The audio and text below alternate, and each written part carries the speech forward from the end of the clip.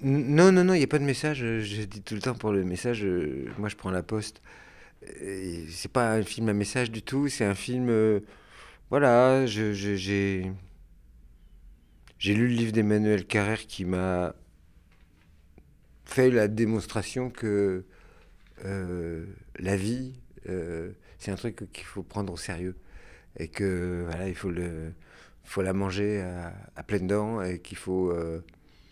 Voilà, que l'engagement c'est important, que voilà, faut pas passer à côté, faut faire quelque chose de sa vie, qu'il faut pas se dire tout ce que j'aurais pu faire et que j'ai pas fait, c'est pas vrai, faut le faire. Et bon, il y avait tout ça dans le bouquin.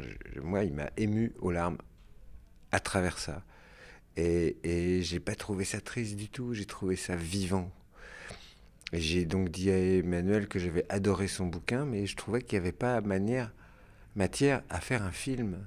Parce qu'il manquait cette dramaturgie qui est propre au cinéma, il y avait aussi le fait que c'était des personnages de la vraie vie, que cette histoire est vraiment arrivée, et que voilà, les personnages existent vraiment, c'est des gens qui, pour certains, sont de la famille d'Emmanuel, et il n'était pas question que ces gens-là se voient à l'écran. Donc voilà, pas de film, au revoir, c'était super, on avait lu, il avait écrit et j'avais lu un bon livre.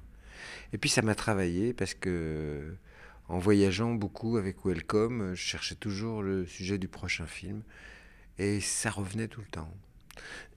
Et en fait, un jour, je me suis dit, mais voilà, je vais prendre ça à bras le corps, je vais faire un film autour de ça, je vais fermer le livre, je vais m'en inspirer, gardant la trame véridique de ce qui s'est passé avec ces deux juges autour de ce truc dingue qu'ils ont fait autour du surendettement. Et je vais réinventer, recomposer les personnages pour que ces gens se reconnaissent pas, et puis surtout, ils remettent la trame dramaturgique du film.